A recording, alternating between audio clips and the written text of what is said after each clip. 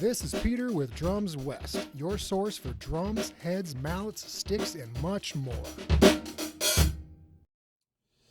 Hello everyone, this is Peter with Boomer Music and Drums West, today to talk about changing a drum head using a drum dial and a Robo Key. Okay, Robo Key is a drum key that turns 4 times for every 1 turn. If you hold this little piece here and go opposite motion, you can actually get 6 turns for every 1 turn. So it makes changing a drum head and putting one on pretty darn quick. You can go forward or backward or in a neutral position, which works just like a normal drum key. The drum dial here is a dial that measures the tension of the drum head. So you place it at the inside of the drum head where the tension rod is, the lug and the tension rod, and it measures the tension of the drum head. It has this little spring here which measures that. So you can quickly go around and put it there and just turn the tension rods to the exact number you want. If you want it to be at 80 or 90, something like that. Yeah, we'll talk about that a little bit more. Okay, so let's just go ahead and talk about changing this drum head. How do you know when the drum head needs to be changed? I grabbed this one. Now it looks pretty beat up. Looks can be deceiving. Doesn't always mean that it needs to be changed. It might just be a colored drumstick that's scraping across and just doing that. If I flip it over, hopefully you can kind of see all the dents and the pits and the divots in that head. And what that does is if you have a sound wave that is going like this, all those dents and pivots are now putting in all these ridges. So it's hard to get sometimes a clean tone out of that drum head. And sometimes it's not. It's just the heads can be kind of funny that way. Some beat up heads can actually sound pretty decent. Some can be just not good at all. So let's go ahead and we're going to change this snare drum head. So I'm going to turn it and you're going to hear the gears clicking here. That's the bolt turning 4 times for every 1 turn.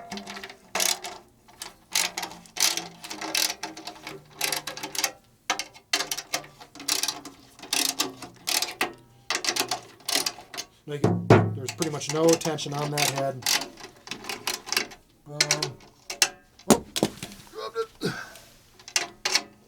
Now, I will say I don't ever change my drum heads like standing over bass drum or anything like that because of what just happened there. If I drop my drum key and it goes on top of another drum or a bass drum, it's going to crack your finish. It's going to leave a dent in a drum.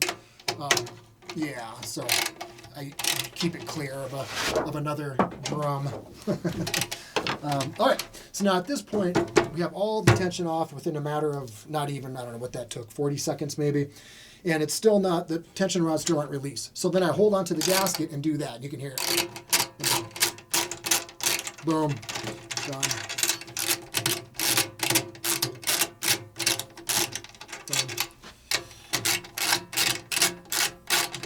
And if I turn both at the same time, that's when you get the 6.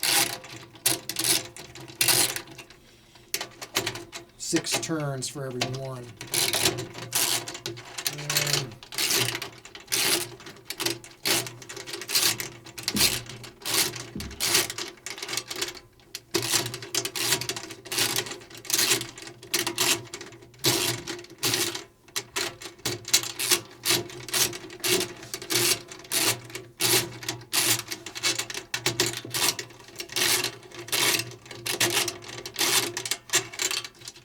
There we go.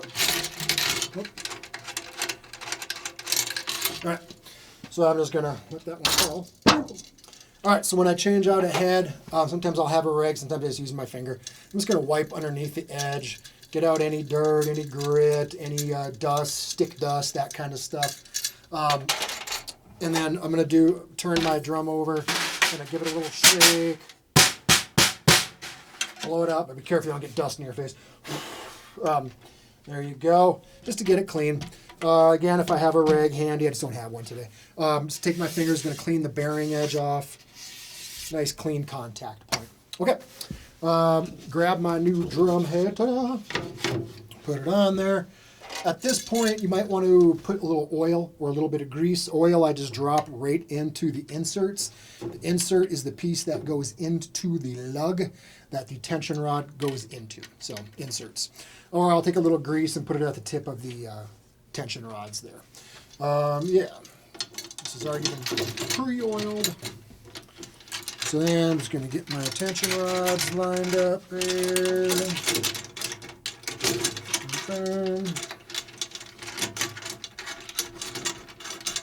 Put that hoop down. All right, I'm going to set it into the up position.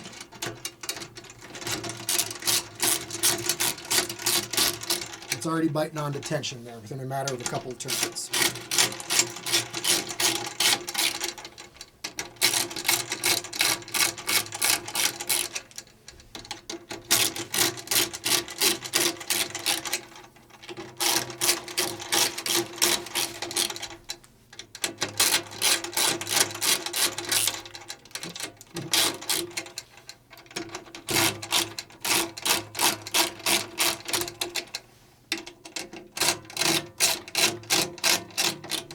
Okay, so now the drum head is on. Still don't have it up to tension, so I'm just going to keep it in this position and just turn, going across, across. So like 12 o'clock to 6 o'clock, 1 o'clock to 8 o'clock, so on, 10 o'clock to 4 o'clock, yeah.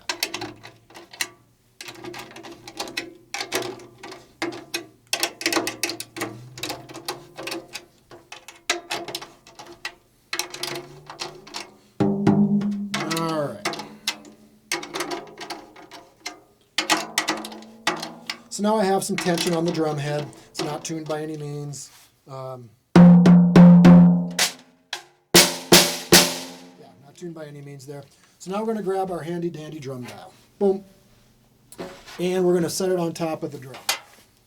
I'm going to put this back to the neutral position. And I'm just going to look at the number that it's reading there. It's reading at a 90. Okay, I'm going to move it over to the next one. Roughly a 90. Next one, about an 86. Next one, about an 86, 85 and a half, 86, 87, 86. So I'm going to get them all to 90. All right, so here we go. I don't know if you can see that. Got the tension, and I'm just going to look at my gauge. Not quite there. Not quite there. Okay, going across. Not quite there. Okay. 90. Going to the next one. 89. 90. Next one, 89. 90. 86. 90. 89. 90. Okay, everything is at 90. So let's just hit it and see what it sounds like. Blowing a tree. Not too bad. Pretty much, I mean, that's as a ballpark of just like, okay, general snare tension, that's pretty good. It's if I turn the snares off, it's not too low, it's not too high, it's got a decent attack to it, doesn't have any funky overtones yet. Yeah. So then any fine tuning, of course, you can do with your ear, of course, using the harmonics.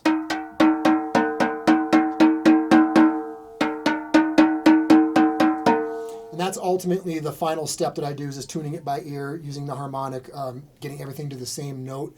I won't do that right now just for the sake of time, but the drum dial is very good to get you very quickly to where you want to be.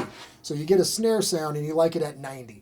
When you throw your new head on, you turn everything to 90 right away instead of like guessing, okay, where am I at, hit it, guessing where am I at. Just very quickly get it to where you need.